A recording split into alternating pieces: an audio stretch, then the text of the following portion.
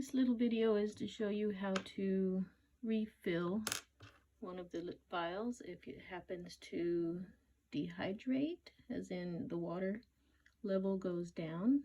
But no worries, the GANs is still inside, the little suns. You can usually see them. Sometimes they're white and they will stick to the sides, or it might be a dried looking substance at the bottom.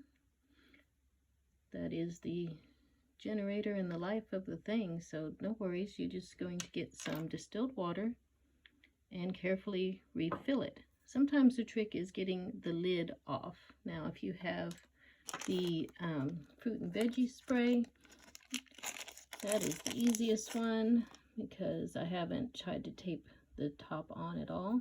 Just give it a little wiggle to the side and then you can pull it off, right? Now some things that you can use: a dropper very carefully, a pipette. The easiest thing is a syringe because you can get that water down in there without creating an extra little bubble at the top that you have to go through.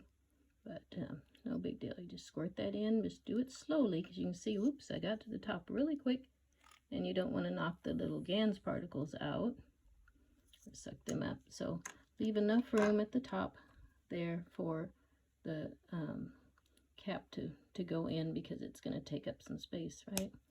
And pop it back in.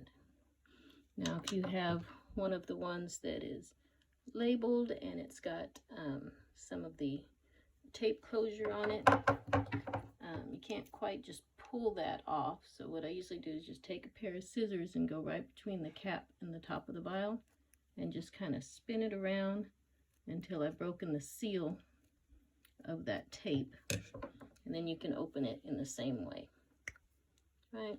And you can see this one, the GANs has dried on the inside, which is fine. You can just leave it that way. I don't know why, but I like my GANs floating around, I guess, instead of dried on the side. It's just kind of cuter that way, but I think it operates just the same. You can use a toothpick to go in and kind of scrape it loose. Just make sure it actually stays in there. Now if you use a dropper, you kind of have to be careful because you might end up with a bubble in there that you can't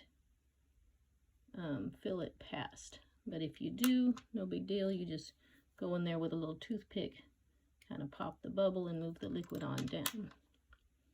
And again, just take a drop or two, kind of lay it in the side and go slowly so you don't overfill it or suck it back out, right?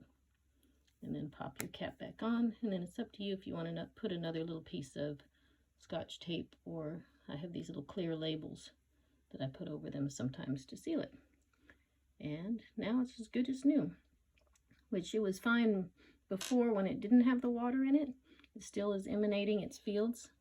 I think it has a further reach and more life to it with the water because that's